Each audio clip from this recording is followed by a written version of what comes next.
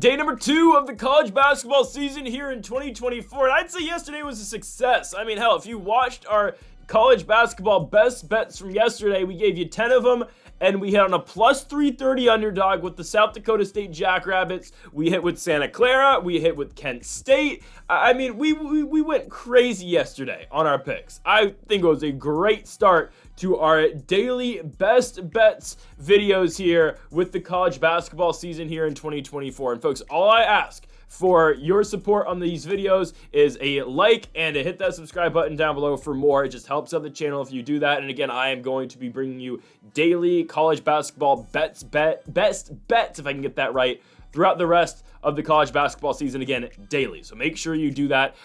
Before we get into our 5 best bets for today, I'm going to go over the full slate, but, well, not the full slate, but we're going to go over our 5 best bets for the Tuesday slate. Go make sure to check out our college football predictions that are going to be posting in about 4 hours, 3-4 hours here on the channel. If you like the college basketball predictions, you'll probably like the college football predictions as well. Go make sure to check out our UFC predictions with Neil Magny and Carlos Prates in the main event this week from the UFC Apex. And our NFL predictions come out tomorrow, as well as our NBA predictions come back on the channel tomorrow. Of course, no NBA today, with it being election day. Okay, we start things off here with our first game of the day. It's Rice and Florida Atlantic. Pause. Florida International. Yeah, it's my fault. Now, this slate confuses me a little bit, okay? Because there's not... Yesterday, I thought there was great opportunity across the board. And obviously, we took advantage of that, right? I mean, I thought we got great value out of Santa Clara, only being a minus 130 favorite. I loved the value at for South Dakota State. Now, when we took them yesterday on the channel, they were like plus 6.5 dogs, plus 7.5 dogs. That line moved to 10.5 before the game. So I took it. I took plus 10.5. I bought a point. I took a point off. I went plus 9 South Dakota State, and I took the money line too. And we cashed big time on the Jackrabbits yesterday. So again, if you watched our video, I told you how good the Jackrabbits are. It doesn't matter they lose Zeke Mayo. They've dealt with this before. South Dakota State they've been a winning program for the last 10 seasons, and they've had stars like Mike Dom, Skylar Flatten, David Jenkins Jr., Baylor Shireman, Zeke Mayo. They've all left the program, and what happens? New stars continue to be made for South Dakota State. They dominate the Summit League for a reason, regardless of that. And obviously, Zeke Mayo, you saw in Kansas' game against Howard yesterday, put up 19 points and led them to a victory. Regardless of that, we've got the Tuesday slate. The games aren't great, guys. So, again, that's why I'm only doing 5. And I'm going to be honest with you guys, I don't feel all that great about a lot of these picks today. But out of the slate, these are the 5 best ones. And the first one being the Florida International versus Rice game. And we're taking FIU as 5.5 point underdogs. And we're taking them to win straight up too, but I do like them to cover the spread as well. I like that more. And also a big pick that we got yesterday too, West Illinois going into San Jose State and covering the spread and outright winning. I was telling you again, San Jose State's not all that, and West Illinois went in there and played a really good game and beat the Spartans on the road in San Jose. Regardless of that, I don't think these two teams are too far off, if I'm being honest with you guys. You look at what both of them did last season, they're very comparable. They really are. And I think that, again, FIU should be able to contend in this game. Obviously, again, CUSA basketball isn't the greatest, but American basketball outside of, I don't know, Florida Atlantic last year wasn't all that great. Sure, again, Rice went on the road and beat Memphis, but it is what it is.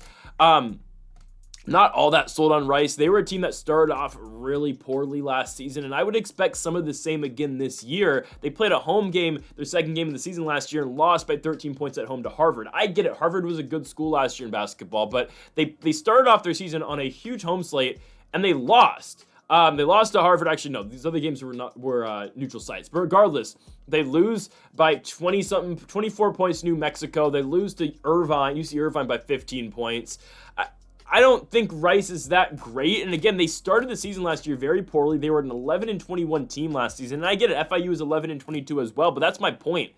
I don't think these two teams are that far off. I really don't think they are. I think they're very evenly matched. And I think FIU, again, since we are given the points here, we're going to take Florida International. Again, we're just looking for value, guys. And this is the best value play I think I can find on the entire board. Because all these other games that we're going to talk about today, the lines are horrible. They just are. And I really like the next one. I think the next bet might be my best one of the night. But again, on this entire Tuesday slate, there's like 15 games total. And most of these are projected to be blowouts. This is the game where you might be able to steal a money line bet, and that's why we like Florida International in this spot. Again, I don't think Rice is that much better than FAU. I think these two teams are very evenly matched. I think this game should be priced more as an even line rather than, oh, we're getting 5.5 for the road team here. Again, these two teams are not far off. I like Florida International here to go in and maybe win the game. We're taking them. The official money line pick will be Florida International, but I really like the spread in this one. I don't think Rice is able to get away from them by 5 points. Give me Florida International to cover and go on the road to Houston against the Rice Owls. Okay. Let's go on to our next one here. We go to Texas Tech versus Bethune-Cookman. Actually, the one that I really like is in 2 picks. So hold the phone for a little bit. Texas Tech, the Red Raiders, are hosting Bethune-Cookman in this one.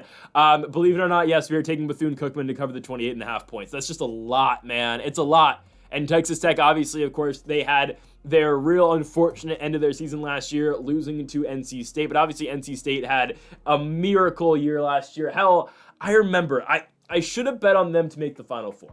But I didn't. I bet on NC State to win the Natty, and obviously they didn't get there. They made the Final Four and obviously lost, a couple of games short to Purdue. It is what it is.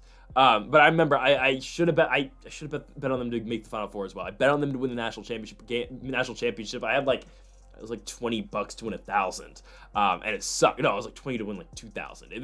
They had crazy odds, and I took them, and of course they didn't go out there and get the job done. But it's fine. Texas Tech, of course, was the first victim of the NC State Wildcats, obviously. As NC State went out there and beat them in the opening round, the round of 64.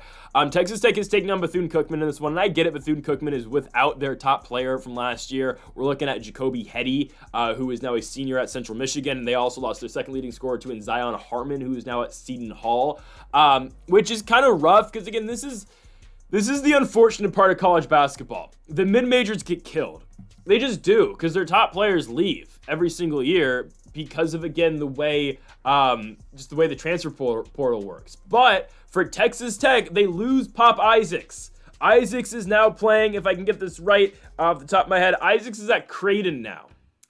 He led their team in points last year with 16 a game. They did add JT Toppin, who is a New Mexico transfer, who was the Mountain West Freshman of the Year last season. But I think the loss of Pop Isaacs is a lot worse than the addition. Again, and don't get me wrong, I think JT Toppin is going to be good for this team. He's only a sophomore too. But I think losing Pop Isaacs is huge. And again, I think the Red Raiders got worse going into this season. I think 28.5 points is a lot. I understand, again, Bethune-Cookman is without their top 2 leading scorers now. Or their top 3, I believe. Deshaun Dyson was a senior last season. So they're going to have to find ways to score points this season. I just feel like 28.5 is a lot for a team that lost a lot in the portal in Texas Tech, and I do think Bethune-Cookman is able to keep it competitive. Again, do I feel great about this one? No. Again, here I am talking about a team trying to cover 28.5 points. Again, it's a crapshoot on some of these, but if I had to give an edge, I'm going with Bethune-Cookman to cover the line here. Give me the Wildcats to go into Texas Tech and cover the 28.5 points. Obviously, again, the Red Raiders are not losing this game, but give me Bethune-Cookman to cover. Next up, I like this one a lot. I like North Texas to cover the 12.5 points against Evansville. If you don't know where Evansville is, it is in... God, I don't even know if I know where this is myself. I know it's in Indiana. I'm just trying to think of my geographical side of me in Indiana. It's in East Indiana. It's in Southeast Indiana, if I'm not mistaken. Right? Because once upon a time, I drove back from St. Louis, or DuQuoin, Illinois. Anyways, from Illinois to... Evansville, or I drove past Evansville. I think it's southeast. Regardless, I know that doesn't matter. I just had to flex. I lived in Indiana for a year. Regardless, that's not a flex. Anyways, Evansville, this is a team last season that wasn't very good. They were 16-17. They won 2 games in their conference tournament. Actually, they only won 1. They beat Illinois State and then lost to Drake. Obviously, Drake was pretty solid last season. But again, the Missouri Valley is a weird conference. Evansville got invited to play in the CBI. They beat Quinnipiac in their first game, but then lost to Seattle University. It is what it is. I don't think 12.5 points is enough for them, though. I think North Texas is the way better team. This is a North Texas team last season who went to the NIT. They beat Louisiana State. Obviously, they lost their second game, but beating LSU in the NIT is a huge deal. They did lose to Seton Hall after that, but North Texas was a school who was pretty good in the American Conference last season. They ended up losing to FAU in their conference tournament, but they were 18-14 in the regular season, and again, parlayed that into a win over LSU in the NIT. Again, regardless of what you think of the NIT, that's a huge victory, and I think North Texas is a program that, knows how to win, and they should be able to blow out Evansville here. Again, the problem with college basketball sometimes is, though, you're looking at North Texas and it's a different team. And it's a different team from Evansville as well. I mean, you look at some of the star players from both of these squads, right? Jason Edwards last season, guard for North Texas. He's now a junior. He's at Vandy, put 19 points on Maryland East Shore yesterday. You look at CJ Nolan, their second leading scorer, is a senior now at New Mexico. Evansville, their top guy last year, Ben Hermitius, is now at Illinois and played a good amount against East Illinois yesterday, played 17 minutes and put up 14 points. Again, that's the rough part about college basketball, and that's what I said in the last video. I'm going to say it again right now. These picks are only going to get better. Right now, again, early season basketball, we're just trying to find some, we're trying to exploit lines, and we're trying to find where Vegas is off on some of these, and I do think they're slightly off on this one too. I haven't seen anything out of Evansville that makes me think that they're going to be that improved from last season. And again, North Texas did lose players, but I think they have more talent, and I think they're at home. I think they're the way better basketball team in this game, and they should be able to cover the 12.5 points. But I said this in the last episode, and I'm going to say it again with the last video of the daily picks. These picks are only going to get better as the season goes on, because I'm going to be, watching these teams and know more about these teams as the season progresses. Right now, again, we are basing this all off of preseason analysis, which, again, it can help.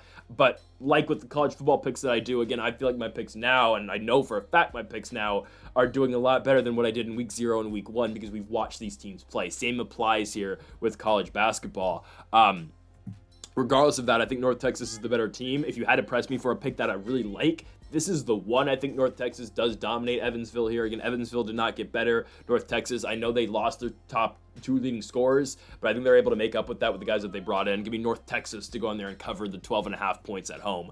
Next up, we go on to San Francisco, California. We've got the San Francisco Dons hosting Cal Poly. The Mustangs, of course, coming in from St. Louis Obispo. Guys, Cal Poly is absolutely atrocious.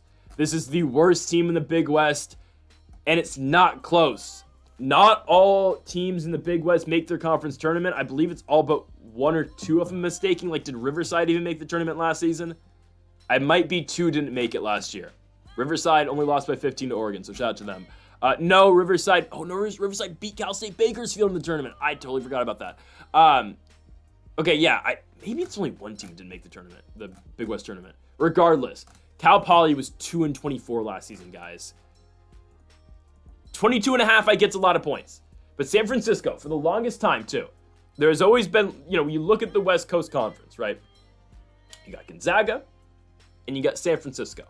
Again, you got Santa Clara in there as well, but San Francisco has given Gonzaga a run for their money the last couple seasons, and they've just always been around, right? Santa Clara last year, 23-10. Obviously, again, they lost in the conference tournament to Gonzaga. It's fine. Again, you've got, obviously, St. Mary's is always a force as well. But San Francisco's been that 3rd best team in the West Coast Conference. Again, if you had to rank them, consistency, again, it's probably Zaga, then St. Mary's, then San Francisco, then Santa Clara. I mean, those are the best teams in the West Coast Conference, right? And then you're looking at, Pepperdine probably after. No, Pepperdine's pretty bad. I don't know. It's a big gap after that.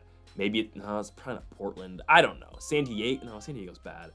Regardless, there's 4 good teams in the West Coast Conference. And again, I was watching the broadcast of the Santa Clara game against St. Louis, and the commentating team had high expectation for Santa Clara. They thought that Santa Clara maybe will be able to compete with Gonzaga this season to win the West Coast Conference. I don't know if that's going to be the case, but San Francisco kind of has been that team that has competed with Zaga. I mean, this is a team that, again, beat Minnesota last season. I get it, Minnesota's not the best, but they beat a Big Ten school in Minnesota. I don't mind what San Francisco offers, right? They had a close game against GCU. Again, it's fine, Grand Canyon University. They should be able to dominate Cal Poly in this game, right? I get it. They lost their leading scorer, obviously, to the Toronto Raptors, but Marcus Williams, I believe, Marcus Williams is back as a senior now. Is Malik Thomas still? Yeah, Malik Thomas returns as well. I mean, they get 2 of their leading scorers back. And when you look at Cal Poly, guys, I mean, what do you want me to say about this Cal Poly Mustangs team? Their entire team last year was Kobe Sanders. Kobe Sanders averaged 19 points a game last season for Cal Poly. In his first game as a Nevada Wolfpack, I don't know what he is, a Wolfpack, I guess is what we're going to call him. He's a member of the Wolfpack. He put up 27 points in 34 minutes. It's a huge loss for San Francisco. They lose their leading scorer, and how are they going to make up for that? I don't know. Again, they were a one-man show last year, and now you lose that? Yeah, San Francisco, I get it. 22.5 points is a lot, but I'm telling you guys, Cal Poly is awful. They are abysmal at basketball. They are the worst team in the West Coast Conference, and it's not close. Again, 4-27, we're at 4-25, however bad they are. That's a big deal. Big deal. Give me San Francisco. As we go on to our final game, it is in Seattle, Washington. We have got the Washington Huskies taking on the UC Davis Aggies. Washington now obviously a member of the Big Ten. They got to play that Big Ten ball now in terms of college hoops. Excuse me. It's a lot different from football, man. I mean, the Big Ten, Washington gonna hang in the Big Ten in football. Basketball's a whole nother issue. It is. I think Davis is able to cover the spread here. I think they are. Davis is not a bad Big West team. They lost in their tournament last year to Long Beach State, a team that they split in the regular season with prior to the tournament, which is fine. I'm okay with the Aggies in this game. I really am. They're getting, 13.5 points on the road here. I think they do compete. Ty Johnson returns. He was their leading scorer last season. If I'm not mistaken, Ty Johnson is back. Or no, it was Elijah Pepper last season. Elijah Pepper has graduated since, obviously, but I don't really mind what Davis is bringing this season. I really don't. Ty Johnson again returns. You look at Washington, they weren't all that impressive last season. They really weren't. Again, they were playing in the Pac-12. They went 17-15. They were a one and done in the Pac-12 tournament in Vegas. They lost to Bronny James. I know he was not the star of that team, but Isaiah Collier, Bronny James, and USC last season. I'm not that impressed with UW. I've never been that impressed with UW basketball. I understand that they got a lot better. They got a lot better in the offseason. They added Great Osabor, who is a senior forward at Utah State. Obviously, again, Danny Sprinkle, the coach of Utah State, has now gone to UW. But it's apparently that it's said that apparently Osabor is getting 7 figures to play basketball for the University of Washington. That's great. Legitimately. Shout out to bro. Averaged 18 points a game last year for the Utah State Aggies. Again, Sprinkle is the head coach of the Washington Huskies as well. That's great. I think Davis is able to stay competitive in this game. Again, I like that Ty Johnson returns. I think Davis is able to stay very close in this one. Again, I think at the very end, Washington will pull away, but 13.5 points just feels like too many for this game. I would say Davis is 8 points worse than Washington. I think the line's a little bit mispriced here. I get the games in Seattle, but guys, nobody goes to Washington basketball games. Trust me. The only time Washington drew a real crowd last season was when Bronny James and USC showed up. I'm serious. From what I heard at the University of Washington, people don't go to the basketball games. Even when Wazoo comes to town, it's not that big of a deal. And they lost the game to Wazoo last year in Seattle. They lost in overtime. Give me Davis. Give me Davis to cover the 13.5. Obviously, again, we're taking the Huskies to win the basketball game, but I do think Davis is able to go out there and cover the spread. So, folks, that will do it for our 5 best bets on the college basketball slate here on November 5th, Tuesday, November 5th. If you haven't yet, though, make sure that subscribe button down below for more. Make sure to leave a like if you did enjoy the video. Make sure to comment if you do disagree with any of the picks. Again, we'll be back tomorrow for our daily college basketball predictions. We'll have our NBA predictions as well. Make sure to join us later today for our weekly college football. It's our week 11 college football predictions. So make sure to join us for all that, folks. Thank y'all for watching. Make sure that subscribe button down below for more. Make sure you like if you enjoy the video. Folks, thank y'all for watching. And Mamba forever.